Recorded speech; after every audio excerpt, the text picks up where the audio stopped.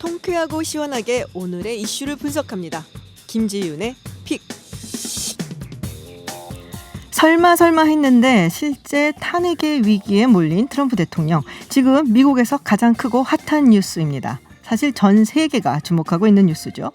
항상 큰 소리 치고 배짱 좋아 보이는 트럼프 대통령이지만 이번만큼은 영신경에 거슬리나 봅니다. 미국 연방의회 민주당과 공화당의 의석 구성상 트럼프 대통령의 탄핵을 당하는 일은 실제로 일어날 것 같지는 않아 보입니다만 흥미로운 점은 펜스 부통령입니다. 지난주 트럼프 대통령은 자신의 녹취록을 공개한다면서 뜬금없이 펜스 부통령과 우크라이나의 젤렌스키 대통령의 녹취록 역시 공개해야 한다고 말했죠. 워싱턴 뒷얘기에 따르면 펜스도 이 이슈에 걸려 있다. 트럼프 대통령이 펜스 부통령을 물귀신처럼 끌고 가는 작전을 택했다는 얘기가 있는데요. 아시다시피 펜스 부통령은 트럼프와 달리 공화당 주류에 가까운 인물입니다. 가능성이 높진 않지만 트럼프 대통령이 물러날 수밖에 없는 상황이 되면 펜스 부통령이 자리를 이어받게 되죠. 그리고 다음 선거에서도 펜스 부통령이 공화당의 가장 유력한 후보가 될 겁니다. 그걸 잘 아는 트럼프 대통령의 배수진이라는 건데요. 나 건드리면 펜스도 간다. 큰 뉴스에서는 잘 나오지 않는 워싱턴식 무대 뒤의 정치. 오늘 김지윤의 픽이었습니다.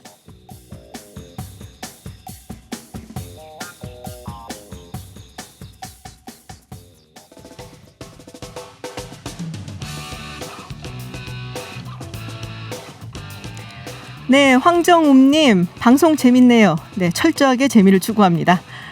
네, 7570님 음악 선곡이 너무 좋네요. 퇴근길 하루를 차분히 마무리하며 퇴근합니다. 앞으로 쭉 들려 들을 듯요.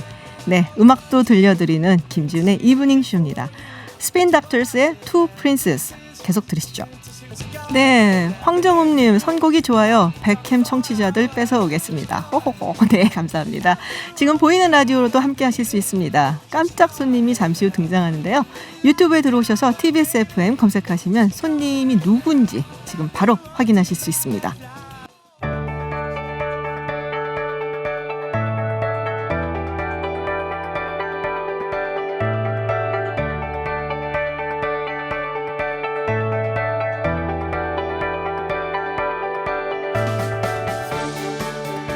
네, 오늘 가장 주목받은 이슈 그리고 인물을 인터뷰하는 스포트라이트. 오늘 첫 손님 정말 특별한 분을 모셨습니다. 미학과 서양미술사 관련해서 이분만한 전문가가 또 없으시죠? 최근 감각의 역사라는 책을 통해 우리의 잠들어 있는 감각을 새롭게 깨우고 계십니다. 진중권 동양대 교수님 모시고 이야기 들어보겠습니다. 안녕하세요, 교수님. 예, 안녕하세요. 오랜만입니다. 오랜만에 뵙습니다. 지금 감각의 역사 꽤 두꺼운 책이에요, 이게. 예, 엄청 두껍죠. 한 네. 3년 작업했습니다. 3년이요? 네.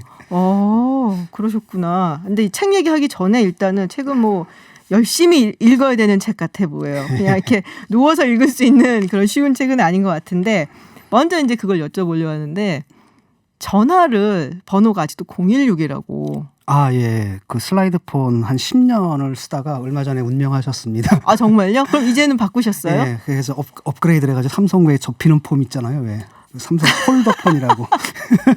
그거 애들이 공부 안 할까 봐 스마트폰 쓰면은 엄마들이 애들 공부하라고 사주는 책 예, 아니에요? 그래서 번호 아직도 016입니다. 끝까지 지킬 겁니다. 싸울 겁니다. 투쟁할 겁니다. 특별히 왜 016을 고집하세요?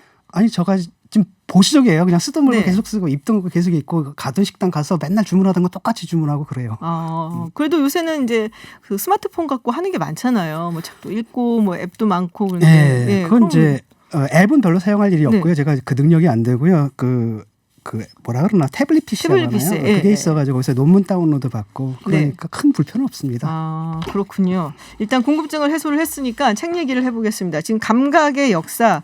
사실 이제 한국에서 나온 한국 도서책은 상당히 두꺼워요. 상당히 두껍고 글씨도 뭐 그렇다고 큰 것도 아니고 저는 사실 읽어봤는데 조금 너무 어렵더라고요. 도대체 누구를 독자층으로 생각하고 쓰신 건지. 그 출판사에서 상당히 난감해하더라고요. 되게 싫어했을 것 같아요. 제가 봐도. 네. 그래가지고 사실은 그냥 본격적인 이론서거든요. 네. 그동안에 제가 썼던 책들은 뭐 미학 오디세이라든지 아니면 그런 이제 대중서고 네네. 그다음에 서양 미술사와 같은 학교에서 교재로 쓸 수 있는 이런 것들을 썼다면 네. 물론 거기도 내 생각이 들어가는 건 아니지만 나만의 이론적 기획을 이번에 이제 처음 시작한 거죠. 어려울 수밖에 없고 그러니까 어드밴스드 리더라고 하나요? 뭐라 그러지? 그 진전된 독자 조금 철학사를 네네. 공부한 분들을 대상으로 한 거라고 할 수 있죠. 그래서 그 쉬운 대중서인 줄 알고 샀던 분들이 원성에 좀 있습니다. 그래가지고 밑에다가 앞으로 진중권 선생님 책은 도서관에서 빌려 읽기로. 학교에다가 배포를 하시려고 지금 일부러 그렇게 하신 게 아닌가. 교재용으로 쓰게 하면은 오히려 안정적으로 나갈 수 있으니까. 네. 근데 이게 그런 인터뷰를 하셨더라고요. 이제 본인이 쓴 최초의 책이다. 예. 나온 건 얼마 안 됐잖아요.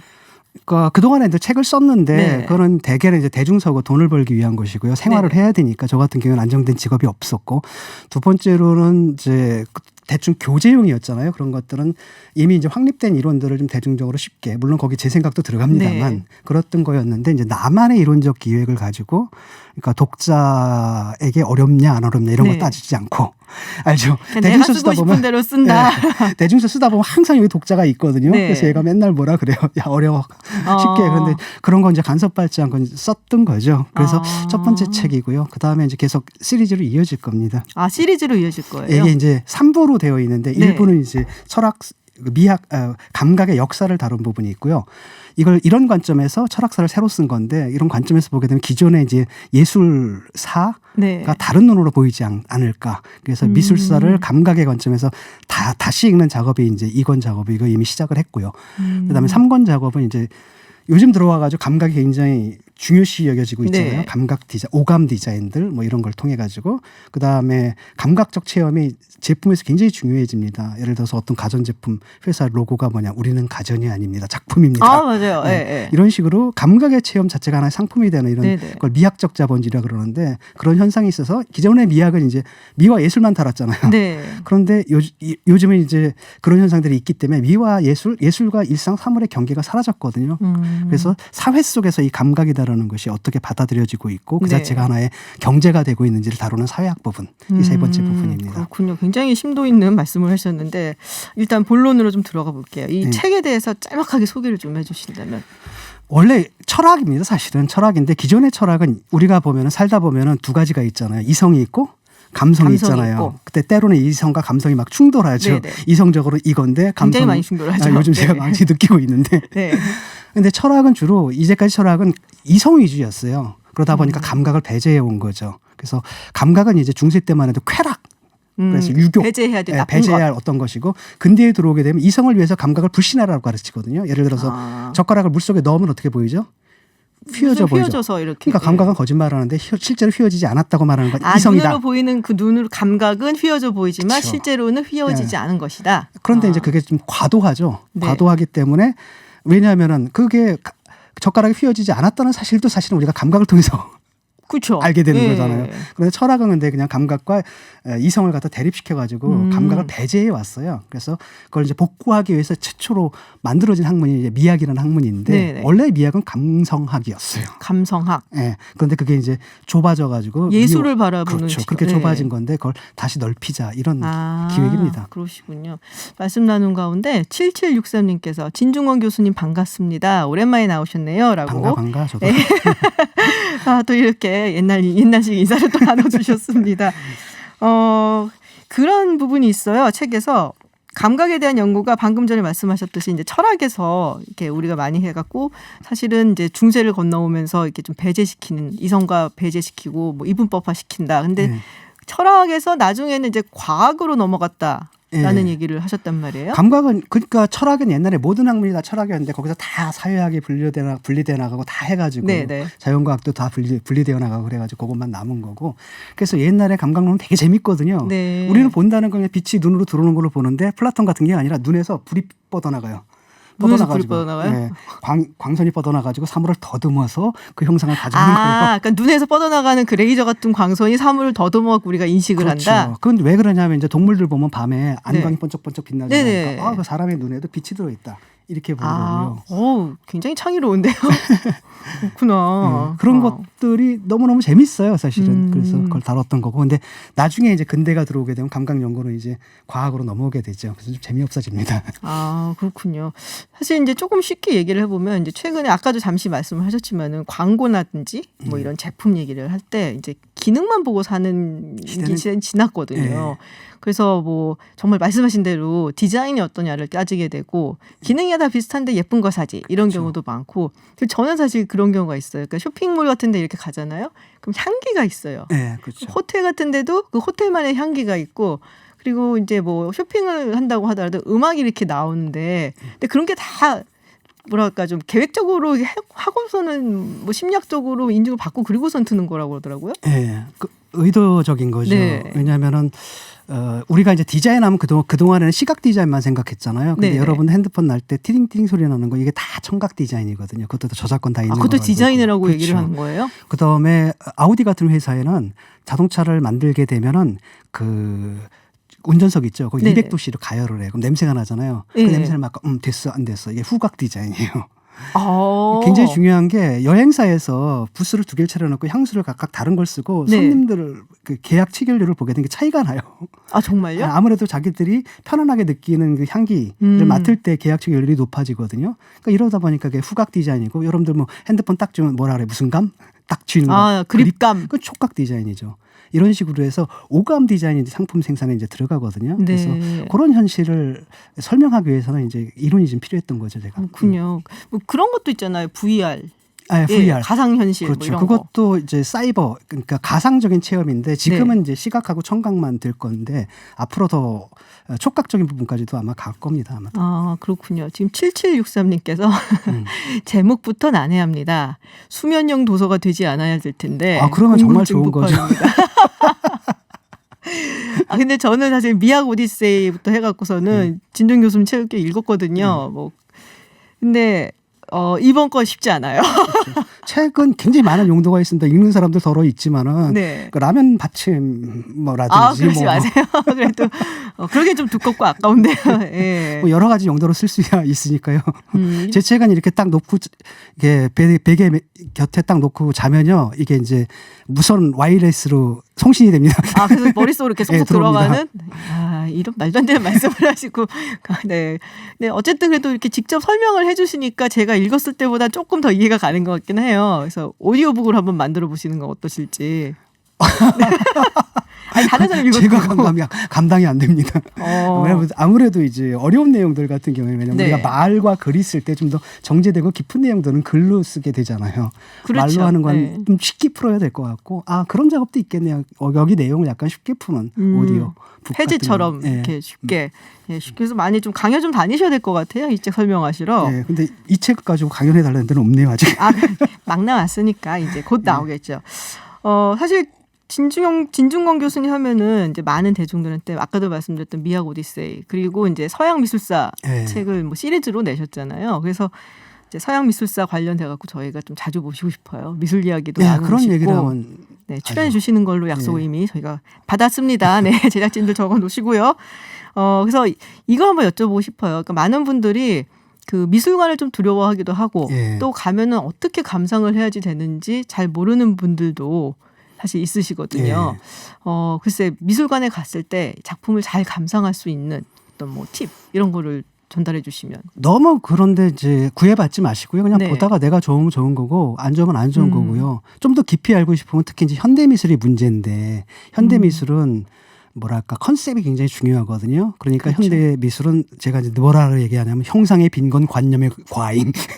볼 건 별거 없는데 관념의 과잉인데 이게 이제 과거에는 예술이 여러 가지 기능 중에서 정서적 기능, 감동을 준다라든지 감각적 기능, 보기에 좋다라든지 이런 거인데 현대 예술은 컨셉츄얼하거든요. 인텔렉츄얼. 그러니까 지성적인 쇼크를 주는 거예요. 충격을. 뭐 이런 것도 있어? 뭐 변기가 예술 작품이야 이런 식으로. 그러니까 그거를 그 이론을 이해해야지 이 작품이 어떤 면에서 새로운 것인지 알 수가 있죠. 근데 꼭 그거 아니더라도 그냥 가셔가지고 좋으면 좋은 거지 다른 사람 눈치 볼 필요 없습니다. 다 마찬가지예요. 여러분과 똑같은 겁니다. 다들 난감해요. 저도 아니 뭔가 난감해요. 공부를 좀 하고 가야 될 것 같은 생각이 들거든요. 네, 뭐 공부를 하게 되면 이론 예컨대 미술사를 좀 읽고 가면 조금 낫긴 하지만 그럼에도 불구하고 그건 별로 중요한 건 아니고 내가 봐서 그림과 1대1로 만나서 나한테 좋으면 좋은 거고 솔직한 게 좋은 거고요. 거기 나온 사람들 다 고상해 보이잖아요. 근데 마찬가지입니다. 저도 뭐 아는 작품만 알지 모르는 네. 작품 가면 난감하긴 마찬가지거든요. 기죽지 마십시오. 도슨트 같은 건 도움이 많이 될까요? 그러면 요새 앱으로도 나와갖고 미술관에서 굉장히 많이들 예, 들으시더라고요. 도슨트도 도움이 되고요. 근데 이제 뭐 저희 관점에서 보면 이제 네. 도슨트가 말하는 게 뭐라 하나 이렇게 틀린 말도 아니고 딱히 또 맞는 말도 아닌데 그런 거 있어요. 약간 그러니까 좀 전문적인 관점에서 보면은 약간 이상한 부분이 있지만은 그래도 그 대중들한테 그 뭐 작품의 중요한 측면들을 네네. 설명할 때는 굉장히 도움이 되거든요. 저도 네. 뭐 강연하다가 좀 말도 안 되는 예를 좀 들기도 하잖아요. 쉽게 이해시키기 위해서 그런 겁니다. 그래서 도슨트 강연이 약간 뭐랄까 표준화됐고 스탠다드화됐다 그러나 이렇게 좀 정형화된 규격화된 부분. 느낌. 근데 하지만 그게 이제 기본이에요. 기본이고 거기서 조금만 더 나가시게 되면 이제 여러 가지 다른 해석들도 보게 될 수가 있는 거죠. 그렇군요. 제가 예전에 그 외신에서 그런 기사를 본 적이 있어요. 그러니까는 가장 많은 그러니까 사람들이 미술관에 가서 이 그림을 봤을 때 가장 많이 우는 작품이 로스코의 작품이다. 네, 그거 참 이상하거든요. 예. 그러니까 마크 우를- 로스코라고 지금 아무것도 설명을 없고. 드리기 힘든데 혹시 미술을 좀 예술 작품 좋아하시는 분들은 그 작품 생각하시면 돼요. 이렇게 색깔 있고 이렇게 딱 뭐라 그럴까요? 그 그렇죠. 직사각형인데 딱 중간에 네. 색깔만 다르게 있는 막 이런 네, 그림들. 그냥 덩그머니 그냥 큰 맞아요. 구름만한 무슨 색면이 이렇게 있는 건데 네네. 저도 그 이해가 잘 안 되는데 많은 분이 그 앞에서 눈물을 터뜨리고요. 네. 어떤 작품들은 또 같이 활동했던 이제 마넨 뉴만 같은 작품 있잖아요. 네네. 그 사람 작품은 테러를 당해요. 여러 번 아. 테러 당했습니다. 그거 보고 칼을 갖고 가지고 그 캔버스를 거버리고 이런 일이 몇 번 있었어요. 오. 근데 도대체 뭐지 아무것도 없는데 뭔가가 있나 보죠. 그러니까 그 앞에서 울기도 하고 커터칼 가지고 파괴도 하고 그러죠. 그 뭔가 그러면은 글쎄요. 그 아티스트의 그 의도가 잘 전달이 되는 거다라고 봐야 되는 건지. 근데 그 얘기를 들었을 때 무슨 말인지는 알겠더라고요. 로스코 작품 앞에서 눈물을 많이 흘린다는 것이 굉장히 단순한 것 같으면서도 생각을 많이 하게 해주고 혼자서 이렇게 생각을 많이 하고 뭐 그럴수록 이렇게 자기가 본질로 들어가게 되잖아요. 네. 그러면서 뭔가 이렇게 자아가 팍 폭발해버리는 네. 그런 느낌이 아니었을까라는 생각이 조금 들었습니다. 네. 해피트리님, 진 교수님께 말씀드리는데 유해진 씨한테 미안한데 유해진 씨 목소리 같다고. 영화 배우 유해진 씨. 유해진 씨 만났습니다. 아, 여행 그랬어요? 갔다가 어디서 만나냐? 베니스에서 만났다. 아, 아니 막 골목을 딱 가는데 어떤 상점 안에 이렇게 들어가 계시더라고요. 네네. 그래서 얼굴 딱 마주쳤어요. 네. 근데 서로 이제 이러면서 놀란 거거든요. 근데 지나쳤는데 그냥 또 지나치게 뭐 하잖아요. 네. 다시 돌아가가지고 아, 그러셨구나. 통성명하고 악수했죠. 네. 그리고 조석씨님, 사인회 북콘서트 계획은 없으신가 여쭤보시는데요. 있을 겁니다. 아마 출판사에서 아마 기획을 해주시겠죠. 아. 제 고양이 사진 잔뜩 같더라고요. 근데 루비. 책이 어려우니까 아, 그런 식으로 이제 마케팅을 할 생각인가 봅니다. 네, 알겠습니다. 오늘 어렵게 모셨는데 문자로 청취자 질문도 많이 들어왔고 그리고 참 이 질문을 꼭 해달라고 네. 해서 지금 조국 장관이랑 친구셨죠. 굉장히 친한 친구시잖아요. 네. 그래서 입장을 이제 밝히셨고 정의당의 탈당계도 제출을 하셨는데 일단 처리는 안 됐다고 제가 들었어요. 네. 그와 관련해서 뭐 짧게 한 말씀 해주실 수 있는지. 지금 돌아가는 상황에 대해서 굉장히 우려하고 있고요. 네. 이거 뭐 황우석 사태도 아니고 다들 진영으로 나뉘어가지고 지금 미쳐버린 게 아닌가 이런 생각이 좀 들어요. 그리고 또 제가 신뢰했던 사람들을 좀 신뢰할 수 없게 되고 존경했던 분들 존경할 수 없게 되고 의지했던 정당도 믿을 수 없게 되고 뭐 이런 상황이니까 제가 사실 윤리적으로 완전히 패닉 상태입니다. 패닉 상태고 나이가 드니까 눈물이 많아지나 어저께인가 옛날에 우리가 들었던 운동가 틀어놓는데 막 하염없이 눈물이 나는 거예요. 네. 그러셨구나. 저는 사실 여쭤보고 싶었던 건 그거예요. 제가 예전에 다른 프로에서 진중근 교수님께서 질문을 저희가 드렸는데 그런 말씀을 하셨어요. 진보가 나이가 들어가고 있다. 예.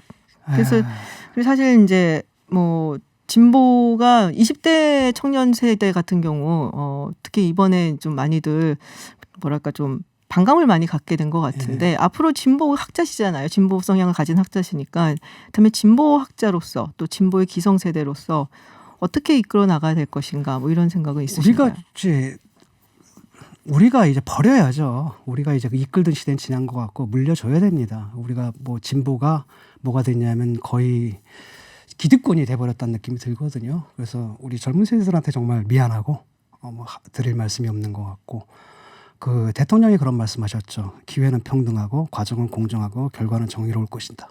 근데 지금 기회가 평등합니까? 안 하잖아요. 과정이 공정했습니까? 아니잖아요. 그렇게 나온 결과가 그럼 정의롭다고 할 수 있나요? 이게 뭐냐라는 거죠. 도대체 저는 상황이 이렇게 된 거에 대해서 너무 유감이고 그냥 모르겠습니다. 제가 할 일들이 있는데 막 해야 된다라는 게 있는데 또 제가 또 처지가 또 그런 게 있고 그래가지고 요즘 너무 힘들어요. 그러시군요. 제가 진중권 교수님 많이 뵀는데 오늘 진짜 이렇게 약간 좀 촉촉해지신 건 처음 봤어요. 진짜. 그래서, 속상하고 너무. 네, 그렇구나.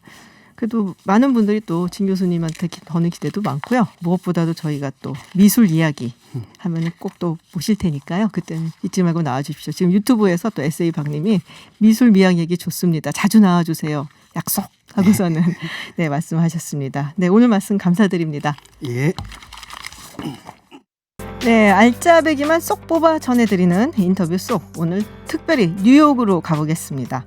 모든 공권력은 국민 앞에 겸손해야 한다. 조국 장관 가족 수사 관련해서 엄중하고 절제된 수사를 당부했던 문재인 대통령이 오늘은 검찰의 개혁 방안을 조속히 마련해달라는 지시를 내렸습니다.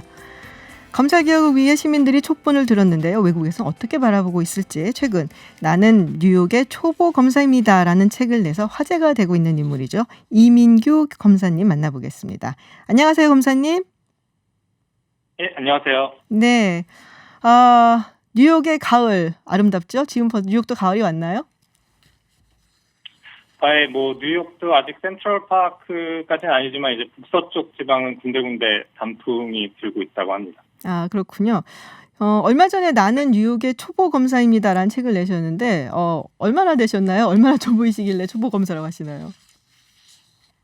이제 한 1년 정도 되었으니까 정말 초보 중에 초보 검사라고 하십니다. 그러시구나. 1년 되셨군요. 1년 차 뉴욕 네, 검사. 네. 책 커버에 니체의 네. 글귀인 것 같아요. 오늘도 괴물이 되지 않으려 싸우는 중이다. 괴물과 싸우다 스스로가 괴물이 되지 않아야 된다는 그거를 아마도 적으신 것 같은데 뉴욕이 얼마나 터프하길래 이런 각오를 하셨는지 궁금해서요. 예, 사실 제가 정한 카피는 아니고 이제 출판사에서 정해진 아, 카피인데요. 네. 워낙 이제 뉴욕이 금융, 경제, 문화 이런 예술 중심지라는 이미지가 있다 보니까 이제 꿈도 야망도 큰 사람들이 이제 좀 많이 몰리는 편이고 네. 또 그렇다 보니 도시 자체도 늘 좀 바쁘고 치열하고요. 이런 곳에서 너무 자기중심적이지 않게 너무 내 사건, 내 성공에만 집착하지 말자는 그런 다짐을 함축한 표현이라고 볼 수 있을 것 같아요. 그러시군요. 지금 소속이 뉴욕검찰청의 사회정의부죠. 네. 네, 사회정의부 어떤 건가요? 사회정의부 처음 들어봤는데. 네. 예, 좀 이름이 거창한데요. 그 사회정의부는 이제 노동, 환경, 인권, 부동산 또는 의료 사기와 같은 이제 시민들의 생활과 밀접한 관계가 있는 사건들을 집중적으로 다루는 부서라고 보시면 될 것 같습니다. 아, 그러시군요. 그동안 그러면은 사회정의부 검사로 맡았던 사건 중에 좀 기억에 많이 남는 사건 하나만 소개해 주시겠어요? 여러 가지가 있겠지만 아무래도 이제 첫 제소자가 가장 기억에 남는데요. 네, 공교롭게도 이제 한국인 할머니이셨는데. 아, 그런가요? 네, 네네네네. 그 한인 자산가로 이제 알려져 있는 회장님의 이제 가사 도우미로 일하셨던 분이셨고. 네네. 근데 이제 회장님이 지병으로 사망하시자 이 유가족에게 이제 바로 해고를 당하셨죠. 네, 할머니는 이게 부당 해고고 그 과정에서 이제 온갖 협박과 폭행이 있었다라고 네. 이제 신고를 하셨는데 면접을 해보니까 이제 그런 식의 위법 행위는 절대 없었고요. 네. 그래서 사실 아무런 법적 해결책이 없는 그런 사건이었는데 이제 그렇다고는 하더라도 이제 일자리도 잃고 생활고도 겪으시는 할머니를 또 모른 척할 수는 없어서 국가 보조금 혜택도 받을 수 있게 도와드리고 또 개인 연락처도 따로 드리면서 이제 도움이 필요하시면 언제든지 연락을 하라고 말씀을 드렸는데 네. 정말 그때부터 시도 때도 없이 이제 전화와 문자가 오더라고요. 그래서 아, 한 달쯤 되었을 때 슬슬 좀 지치고 좀 연락도 피하고 싶다는 생각이 들 때쯤 네. 이제 할머니께서 찾아오셔서 그동안 뭐 투정 들어주셔서 고생했다. 본인 이야기를 이제 끝까지 들어준 건 뭐 저밖에 없었다라고 이제 뭐 고맙다는 말씀을 하셨는데 뭐 사실 이 일을 원래 시작할 때 좀 힘들고 소외된 사람들의 목소리에 이제 귀 기울이자는 다짐을 했었는데 네. 그 초심이 이제 한 달 만에 무너진 걸 느끼면서 조금 그때 이제 부끄러운 감정을 느꼈던 것 같아요. 그래서 그런 면에서 저에게는 개인적으로 이제 큰 의미가 있는 사건이었고 앞으로 어떤 검사가 되고 싶은지 이런 걸 좀 정립하는 사건이었던 것 같아요. 음, 뭔가 좀 이렇게 따뜻한 검사가 되고 싶다라는 각오를 더 불러일으킨 사건이었다라고 말씀을 하시는 것 같아요. 근데 한국에서 네네. 검사해볼 생각은 안 하셨어요? 뭐 그런 생각을 뭐 안 해본 건 아닌데 제가 아무래도 이제 미국에서 계속 교육을 받았고 학위도 여기서 땄다 보니까 일단 시작은 미국에서 자연스럽게 하게 된 것 같습니다. 네. 근데 군대도 다녀오신 분입니다. 이분이 자원 입대를 하셔갖고 군대도 다녀오셨는데 미국에서 지금 검사 네. 생활을 하고 계시고 사실 이제 최근 한국 뉴스 많이 보셨으니까 아시겠지만 여러 네. 검찰을 두고 여러 가지 일들이 벌어지고 있잖아요. 그리고 지난 주말에는 또 촛불 집회가 상당히 크게 열렸습니다. 그 뉴스 보셨죠? 교수 검사님께서도. 네네, 저도 이제 관심 갖고 보고 있습니다. 네. 검사님께서 보시기에 그 한국에서 지금 검찰 개혁은 어쨌든 큰 화두인데 그 핵심은 어떤 거라고 네. 생각을 하십니까? 미국하고는 조금 많은 부분이 차이가 나는 걸로 알고 있거든요. 네네네네. 질문 잘 못 들었는데. 그러니까 검사님께서 보시기에 한국에 이제 검찰 개혁을 네. 한다고 한다면 가장 중요한 부분, 그 핵심은 어떤 거라고 생각을 하십니까? 글쎄요. 제가 사실 뭐 이 검찰 개혁에 관해서 이제 뭐 전문성을 가지고 이렇게 말할 수 있는 부분은 아니라서 이제 세부적인 개혁 방향에 네네. 대해서 자세히 말씀드리기는 좀 어려울 것 같고요. 근데 이제 뭐 결국 민주주의의 핵심 전제가 아무래도 이제 뭐 권력의 분권, 상호 견제 그런 거에 있다고 생각을 하기 때문에 이제 너무 비대해진 권력을 이렇게 좀 나누는 개혁은 어느 정도 불가피하다고 생각합니다. 네. 그럼 미국 같은 경우는 굉장히 많이 갈라져 있잖아요. 견제와 균형이라는 원리가 사실은 여러 방면에 네네. 다각도로 또 검찰에도 사실은 있는 걸로 네. 알거든요. 뭐 이게 연방 검찰이 있고 또 뭐 주검찰이 있고 뭐 이런 로컬 검찰이 있고 따로따로 돼 있어 서로가 이게 수평한 관계에서 이렇게 견제하고 또 균형을 맞추는 이런 일도 네. 있고 그리고 뭐 네. 기소권이라든지 이런 부분에 있어서 뭐 기소 독점을 한다라는 게 아니라 미국 같은 경우도 재량은 굉장히 많기는 하지만 여러 가지 면에서 뭐 수사 같은 경우는 경찰이 담당을 하고 이런 식으로 좀 갈라져 있는 걸로 알거든요. 네네네, 맞습니다. 그렇다면 이제 기본적으로 검사님께서 생각하시기에도 어쨌든 권력이 한 곳에 집중이 되어 있다라는 것은 상당히 위험하다라는 말씀이신 거고요. 네네네. 요거 하나 여쭤볼게요. 그 피의 사실 공표 이게 또 굉장히 지금 핫한 주제로 떠올랐는데 네네. 미국 같은 경우는 어떤가요? 뭐 사실 뭐 미국도 이제 이런 뭐 기소전 이제 피의 사실 공표에 대한 다양한 이제 그런 논의들이 나오고 있는데요. 이제 원래 기본은 원칙은 이제 뭐 사법 시스템에서는 모든 재판이 사적 대화나 뭐 공적 발표와 같은 외부 요인이 아닌 오직 뭐 법정 내의 증거와 변론에 의해 결정되어야 한다. 네. 뭐 이런 게 이제 원칙으로 세워져 있는데 뭐 이건 정말 말 그대로 이제 이론일 뿐이고 뭐 실상 법조인들이 이제 법정이 아닌 곳에서 사건에 대한 발언을 하거나 뭐 정보를 유출하는 경우는 미국에서도 꽤 많이 있는 경우인 것 같고요. 그렇군요. 그리고 이제 뭐 미국의 경우는 이제 국민의 알 권리나 표현의 자유가 굉장히 강한 영향력을 발휘하는 나라인데요. 그렇죠. 그럼에도 불구하고 이제 뭐 형사법상에서 뭐 검사와 피의자가 대립적인 관계를 형성하는 경우에는 이제 뭐 피의자 보호 및 공정한 재판의 보장의 권리를 조금 더 우대하는 편인 것 같습니다.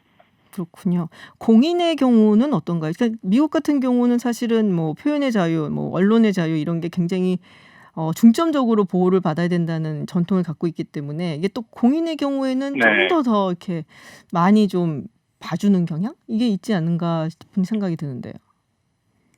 네, 이제 뭐 공인에 대한 뉴스는 아무래도 이제 국민의 알 권리가 좀 더 많은 이제 뭐 그 우선순위를 받는 편이고요.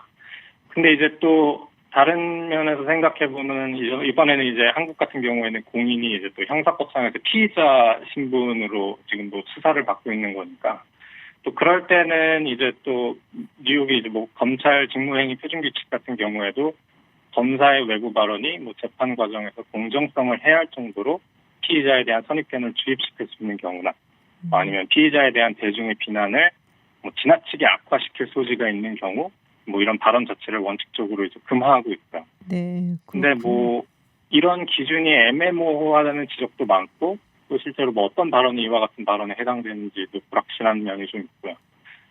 실제로 법적으로 이런 걸 이제 뭐 피의사실 공표를 이제 처벌받는 경우도 되게 드물어서 결국에는 이제 뭐 검사 개개인의 양심과 직업 윤리관이 좀 강조되는 편이고 뭐 검찰은 준사법기관으로서의 피고인을 기소하는 것뿐만 아니라 네. 죄 없는 자를 보호하는 기능 또한 동시에 수행해야 한다는 이제 네네. 목적의식과 책임감 그런 걸 뭐 가져야 한다는 의견이 좀 지배적인 것 같습니다. 네, 그런 알겠습니다. 면에서 네. 네네네. 저희가 시간이 다 돼갔고요. 오늘은 여기까지 말씀을 네네. 나눠야 될 것 같고요. 저희가 또 종종 네네. 이슈가 있을 때 뉴욕으로 좀 전화를 드려갖고 네. 검사님께 말씀을 들어보도록 하겠습니다.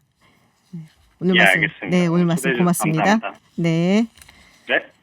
네, 지금까지 뉴욕 검찰청의 이민규 검사였습니다.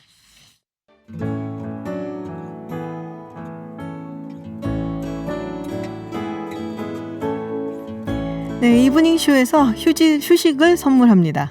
이브닝 카페. 오늘 아침 괜히 우울해지고 또 눈뜨기 싫어지지 않으셨는지요? 일요일 오후만 되면 가슴이 두근거리고 또 머리가 지끈거리기 시작하시나요? 혹시 월요병이 아닌가 한 번쯤 의심을 해보실 수 있는데 대부분의 직장인이 겪는다는 월요병. 표준 국어 대사전에도 등재가 되어 있습니다. 월요병, 명사, 한 주가 시작되는 월요일마다 정신적, 유체적 피로나 힘이 없음을 느끼는 증상. 네, 여유 있는 인터뷰. 오늘은 월요병으로 지친 직장인들을 위해 직장인 힐링 프로젝트 진행합니다. 상사 혹은 후배 때문에 속 끓이시는 분들, 회사만 가면 한숨이 끊이지 않으시는 분들 문자나 카톡 주십시오. 책 어른이 되면 괜찮을 줄 알았다. 예, 공동 저자이시자 또 직장인의 마음을 치유해주는 정신건강의학과 전문의 박종석 원장이 직접 상담해 드립니다. 안녕하세요, 원장님. 네, 안녕하세요. 반갑습니다. 네, 월요일 하면은 다들 이렇게 월요병이다, 우울하다 하는데 상담도 월요일에 더 많은가요, 혹시? 네, 이게 통계적으로 봤을 때도 적게는 30% 그리고 많을 때는 최대 2배 정도나 월요일에 내원하는 상담자 수가 많습니다. 정말요? 네, 아, 그럼 진짜 있기는 있는 거네요, 실체가. 사실 있다고 봐야죠. 근데 요새 이제 그런 것도 있더라고요. 목요병, 목요일병. 사실 그 목요병이라는 것은 작년에 네. 서울대 연구센터에서 1년 동안 대단히 연구를 한번 빅데이터 통해서 진행을 했어요. 네. 그래서 실제로 요일별로 사람의 스트레스 지수와 안정 지수 같은 것을 측정을 했을 때 어느 요일에 제일 스트레스가 높고 안정 지수가 낮느냐 하는 걸 진행을 해보니까 월요일보다 오히려 목요일에 사람들이 스트레스 지수를 더 높다고 표현을 했습니다. 그래요? 네. 왜 그런가요?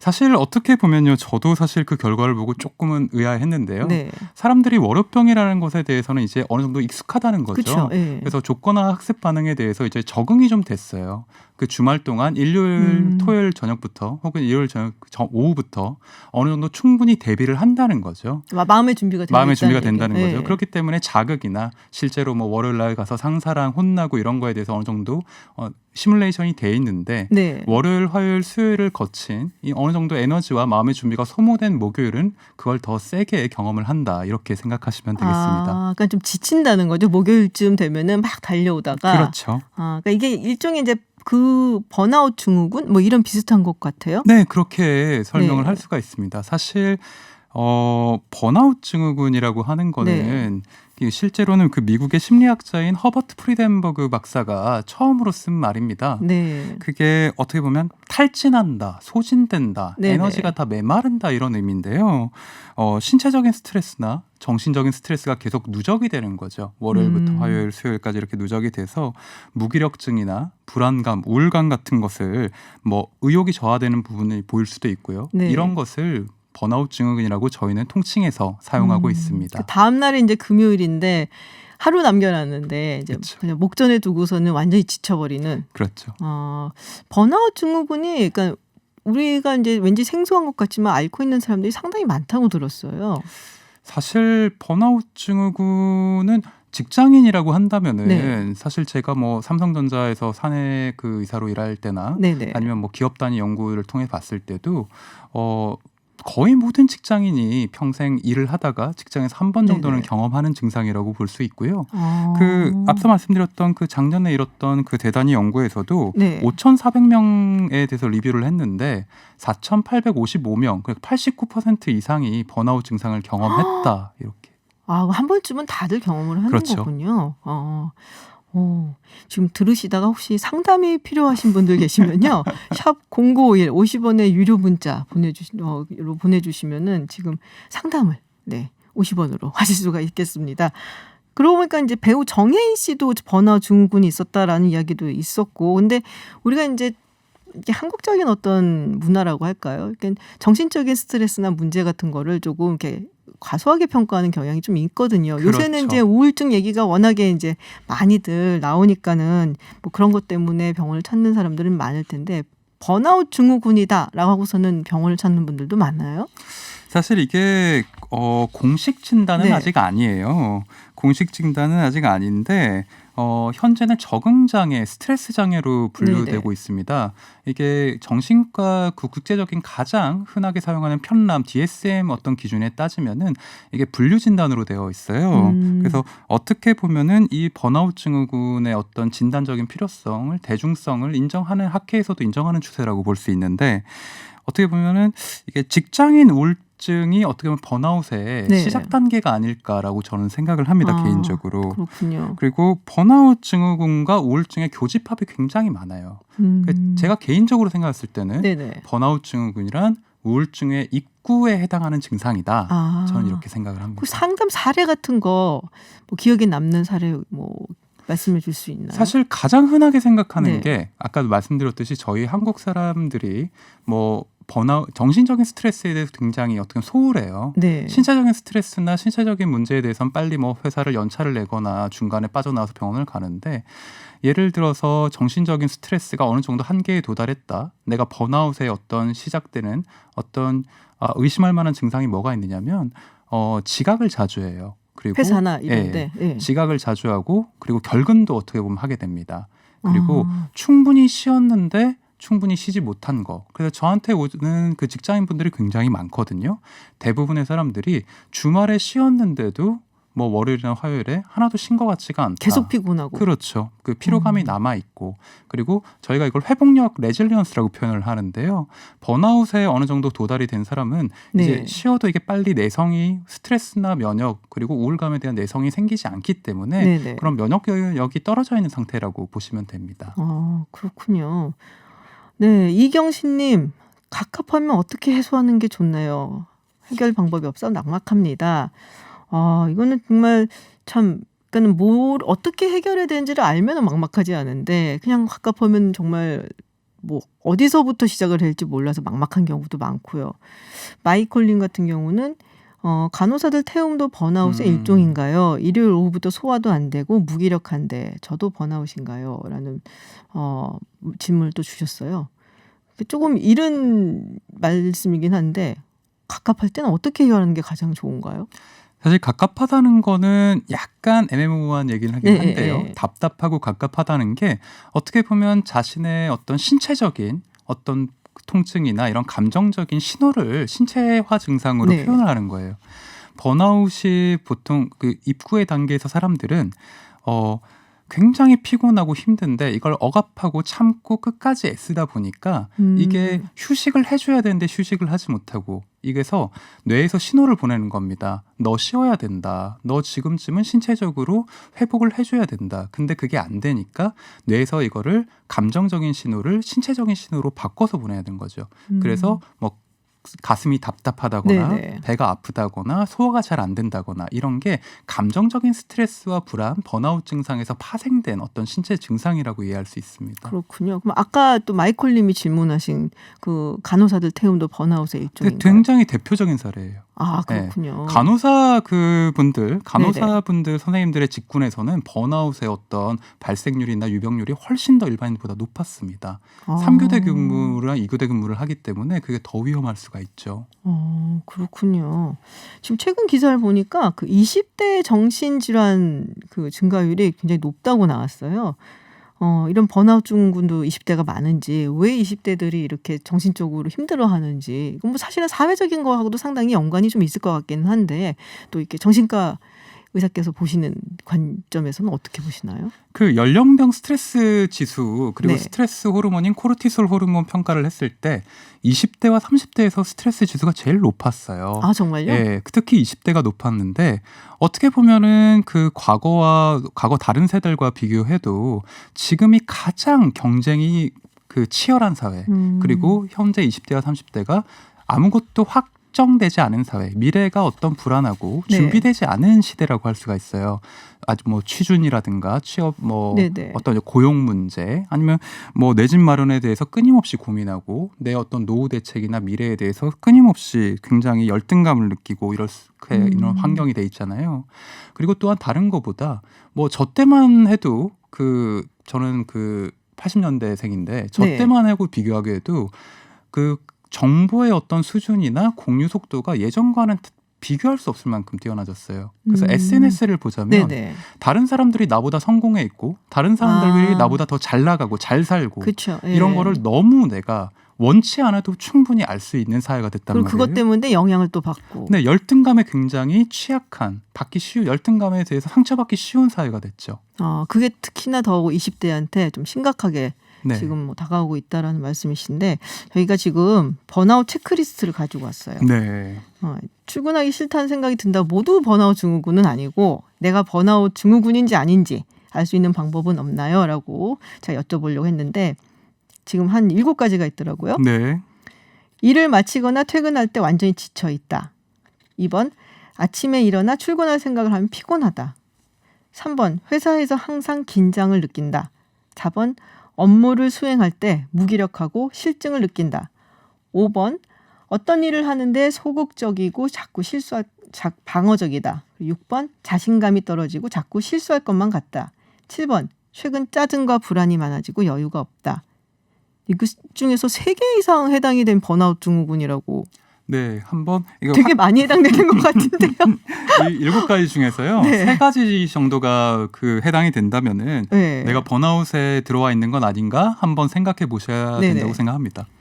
그렇구나. 근데 이런 거 있다 그러면은 그런 말들 하잖아요. 좀 쉬어. 어디 여행이라도 가. 근데 여행 못 가는 상황인데 그런 마음이 더 짜증나거든요. 사실 네. 굉장히 사람들이 뭐 네네. 떠나라, 여행을 가라, 휴가를 가라 이런데 번아웃에 빠진 사람들은 최소한 한 달 동안 혹은 2달 막 여행을 가려면 2달 이상 가야 돼요. 일주일 갔다 오는 걸로는 전혀 생계는 어떡하고 2달을 가요, 여행을. 그러니까 거의 불가능하기 네. 때문에 번아웃이 걸린 사람에게 특히 네네. 직장인들에게 쉬어라고 하는 거는 효율적인 해결책이 아닙니다. 그렇군요. 그럼 어떻게 해야 되나요? 직장인분들 대상으로 제가 좀 초점을 맞춰서 말씀드리자면은 첫 번째는 특히 요새 직장인분들한테 회사와 직장 그리고 일과 집의 그 경계를 확실히 세울 필요가 있다고 생각해요. SNS나 이메일, 카톡 때문에 퇴근해서도 업무를 하게 되는 경우가 너무 많잖아요. 그거 못하게 하잖아요. 예, 그것을 되게 딱 잘라서 못하게 해야 돼요. 그리고 자기도 두고 온 회사 일에 너무 집착하지 않도록 회사와 집의 경계를 확실히 두는 게 번아웃에서 예방할 수 있는 첫 번째라고 저는 생각을 들고요.